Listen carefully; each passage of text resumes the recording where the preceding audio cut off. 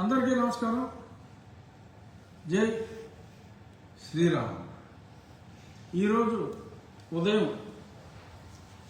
సుమారు 11:05 ప్రాంతంలో court number 5 Andhra Pradesh హైకోర్టులో జడ శ్రావణ్ కుమార్ 4వ పిటిషన్. సరే, లాస్ట్ టైం కొట్టేయడానికి సిద్ధంగా ఉన్నప్పుడు అమ్మాయి బాబోయ్ విత్డ్రా చేసుకుంటాను అని ఇలా రకరకాల మార్గాల్లో తప్పించుకున్న శ్రావణ్ కుమారుడు మళ్ళీ ఛాలెంజ్ చేసి అధికారులను నుంచోబెడతాను, రోడ్డు మీద నుంచోబెడతాను, అంతు తేలుస్తాను అని పిచ్చి పిచ్చి పిచ్చి పిచ్చి వాగుడు వాగి మళ్ళీ మరొక పిటిషన్ వేసి కొట్టారండి. చాలా స్పష్టంగా విస్పష్టంగా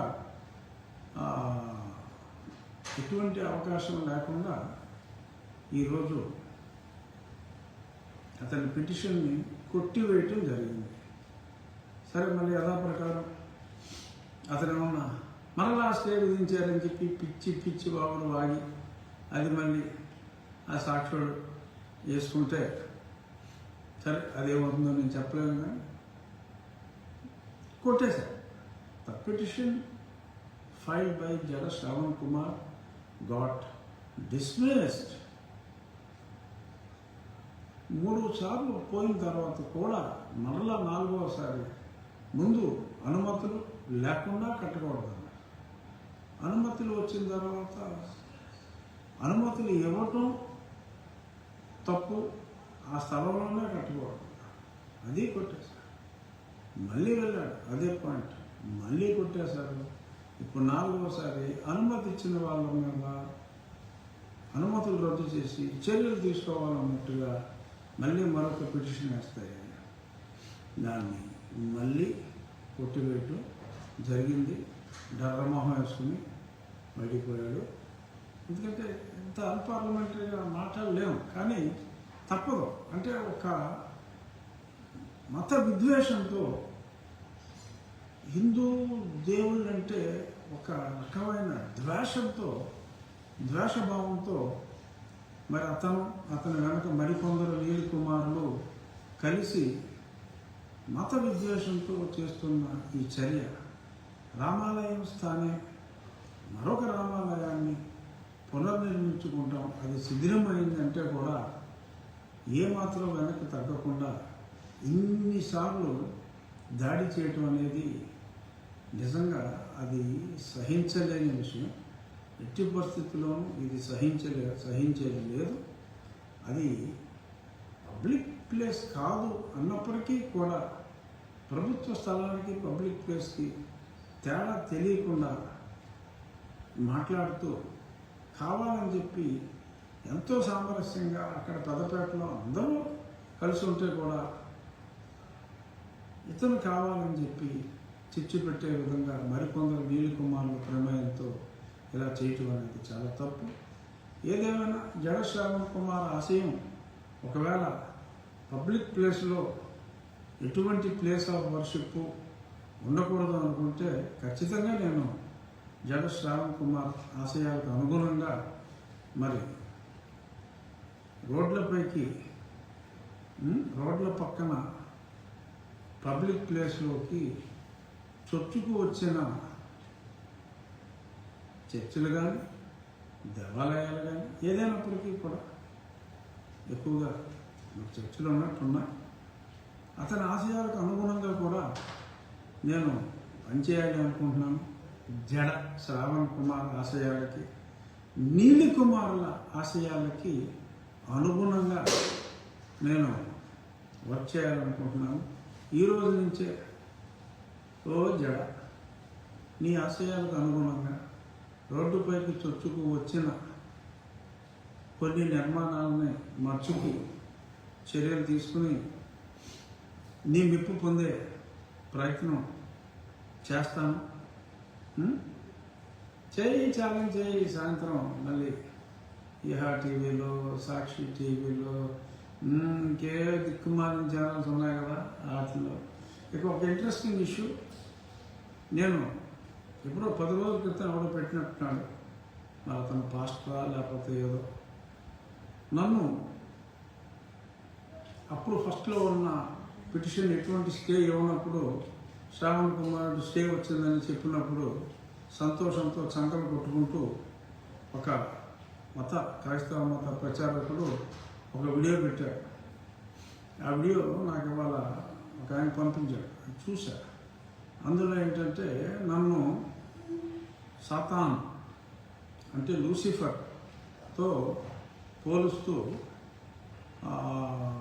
క్రైస్తవ మతానికి నన్ను ఒక శత్రువులాగా అతను చిత్రీకరిస్తూ మాట్లాడాడు. ఐఎమ్ నాట్ అగేన్స్ట్ క్రిస్టియానిటీ అని గతంలో ఎన్నోసార్లు చెప్పాను. అయినా నన్ను తర్వాత చదివా అసలు ఏంటి ఈ సాతాన్ ఏంటి, ఈ లూసిఫర్ ఏంటని ఈరోజు ఉదయం నేను గ్రాక్లో రివ్యూ చేశాను. Okay, Lucifer, okay, Satan, Lucifer both are same. Is used to live in heaven.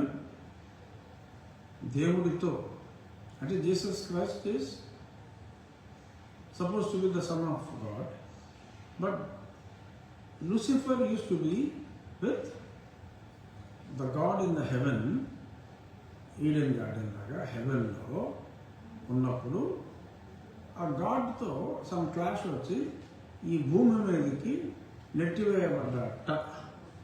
He use to be one of the angel in the court of God in heaven. ఈ భూమి మీదకి నెట్టివేయబడ్డట. సో జీసస్ క్రైస్ట్ని ఆయన ఎదిరించాడు. అలాగా ఇతను తయారయ్యాడు అని చెప్పి నన్ను ఒక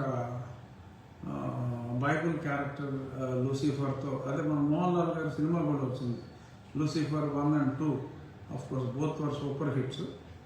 సో ఆ మోహన్ లాల్ క్యారెక్టర్తో నన్ను ఒక మత ప్రచారకుడు పోల్చడం జరిగింది. నేనే దానికి బాధపడతలేదు, అలాగని సంతోషం కూడా పడతలేదు. బట్ ప్రజలు తెలుసుకోవాలి ఈ లూసిఫర్ గురించి కూడా. నేను వారికి వ్యతిరేకంగా ఎటువంటి చర్యలు తీసుకోవట్లేదు. అయినప్పటికీ కూడా ఈ రకంగా మా దేవాలయాల మీద పడుతూ, న్యాయబద్ధంగా నిర్మించుకుంటున్న మా దేవాలయాల మీద పడుతూ, నేను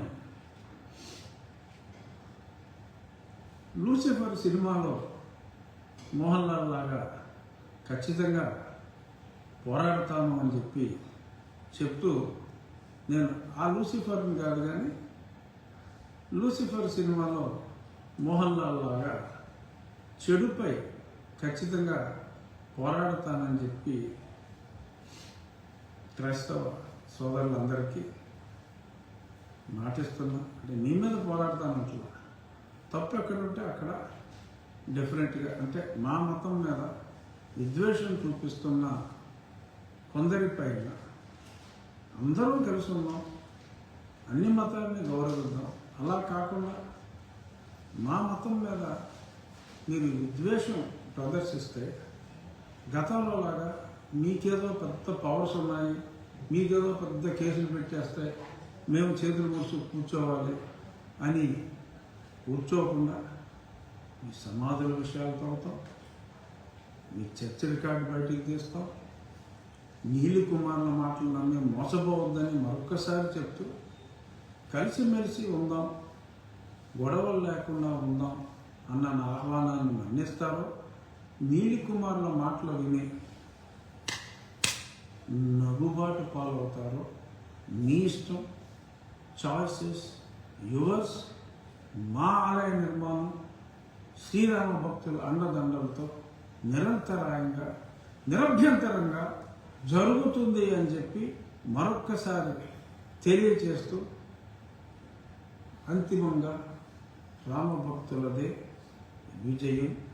ఇది రామరాజ్యం. రామరాజ్యంలో శ్రీరామ భక్తులదే విజయం. నిన్ననే ఎన్నికల్లో కూడా అది చాలా స్పష్టంగా ప్రూవ్ అయింది. రానున్నది ఉన్నది రానున్నది కూడా చక్కటి అరమరికలు లేని రాజ్యం అని తెలియజేస్తూ thank you Shravan for your relentless effort in making all of us unite. అందరినీ 80% మంది ప్రజల్ని ఒక్కటి చేసిన ఆ నలుగురు నీలి కుమారులకు, వారిని సపోర్ట్ చేస్తున్న సాక్షి ఛానల్ వాళ్ళకి మరొక్కసారి ఎలా చేసిన వారందరికీ నా ధన్యవాదాలు తెలియజేస్తూ గుడ్ బై.